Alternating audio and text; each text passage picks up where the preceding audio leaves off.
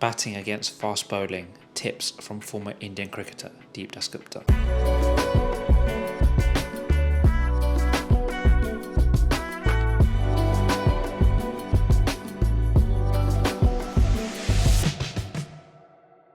Well, playing a quick bowler, well, there are quite a few things that you got to keep in mind.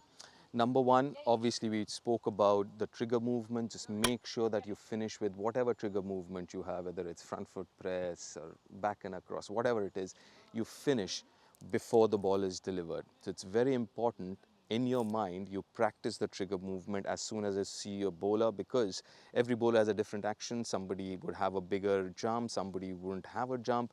So just make sure while you're there, the non-strikers and especially, you kind of figure that out. When do you start with your trigger movement, making sure you finish it before the ball is delivered.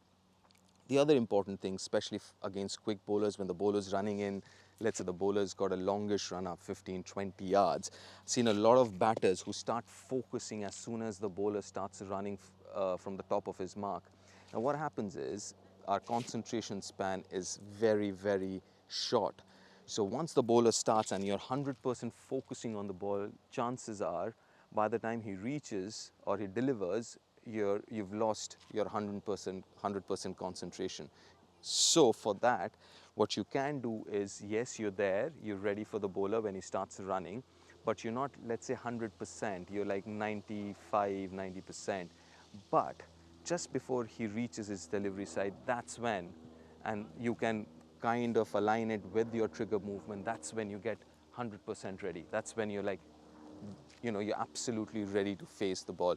So a lot of players I've seen who get ready right at the top when the bowler is starting to run, and what happens is get very eager to play the ball and starts moving his head. A lot of actually players, when you see their heads falling, could be a technical thing or could be a mental thing. When they get ready early, or they're focusing way too early, and then they get very eager and their head starts falling over in the eagerness to play the ball.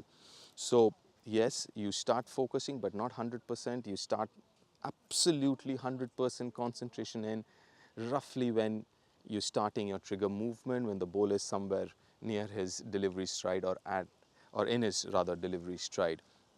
That's the second thing.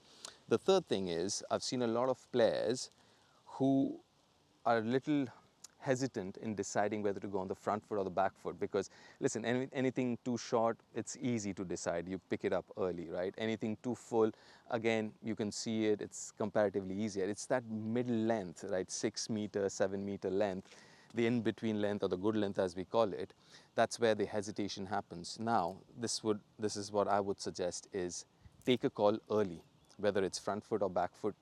You can make mistakes and you will make mistakes, but if you're committed, at least you're not wasting time moving your legs. So for example, a ball which you could have played off the back foot but you're already committed on the front foot, it's easier to manage it with your hands from there rather than coming to your back foot or managing from that position again. So you definitely will be late there. Same with your back foot. Suddenly you've decided that you want to play it off the back foot, but you could have gone onto the front foot. Rather than again trying to adjust with the footwork, try and manage. So decide early, trust yourself.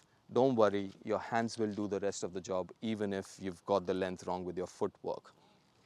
Picking up length.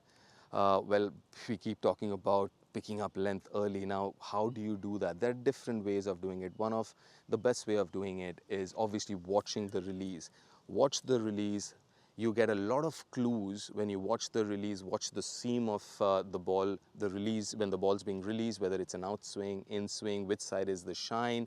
The bowler's action itself, if it's a little open chested, chances are would be an in swinger. If it's more side on, it'll be an away swinger. So you get all these cues. So keep a very, very close eye on the release of the ball. Spinners, whether it's an off spinner, whether it's a straighter, a googly, or a leg spin, you've got to look at the release of the ball. Watch the seam. There are quite a few drills from that perspective that you can do just to make sure you're looking at the release of the ball. And the other important thing is just try and figure out roughly a box, a 6 by 6 inch box, where you think the ball will be released from. keep a very, very close eye kind of that box, because that's where the ball is coming from. A lot of batters nowadays bat against the bowling machine. Well, if you're doing that, obviously you're seeing that release point. So make sure when you're playing a bowler as well, you kind of have this box somewhere, imaginary box, where you think the ball is going to come out from.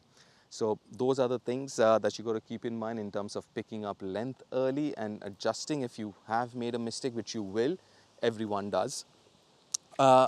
Then is the balance. Now, it's a very, very important thing. We keep hearing about it when you listen to commentary. He's got good balance, or he needs to improve on his balance. Now, the whole idea of balance is making sure your head, which is the heaviest part of your body, is within the base.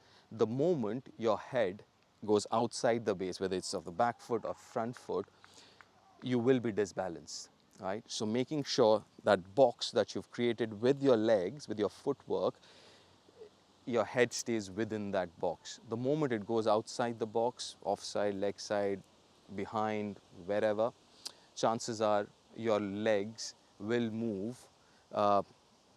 It has to move to get your head back into that box. So the idea is making sure your head is inside that base. So that is for balance. And obviously what you also need to do is transfer of body weight. We keep talking about transfer of body weight.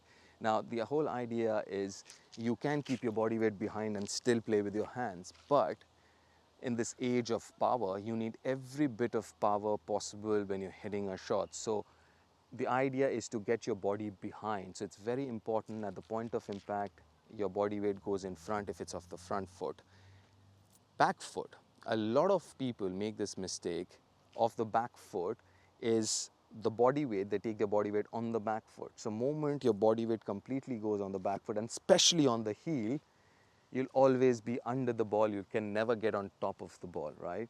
So even though you're playing off the back foot, the intention is to keep your head in front. You still want your body flow to go in front, even though you're on the back foot. But the idea is to make sure your body weight is still going in front. The moment your body weight goes behind, and especially on the heel, you're in big trouble. You'll be in no position to play any shot. Then you're kind of fending or defending and trying to protect yourself. So back foot, very important, is to stay on the toe and making sure your head is always trying to go forward towards the shot, whether it's there or if it's you're cutting it, you're pulling it, your head is always moving in front, your body weight is always trying to move in front, even though you're trying to play a shot off the back foot.